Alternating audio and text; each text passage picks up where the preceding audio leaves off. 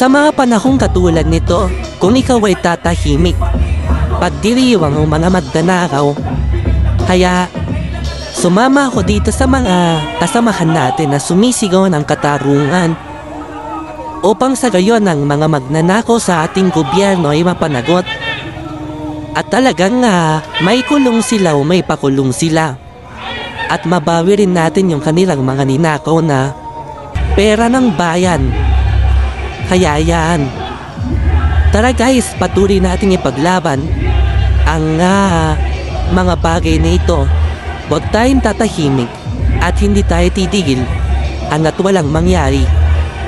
Lumaban tayo guys kasi hindi pwede ang mga nangyayaring ito.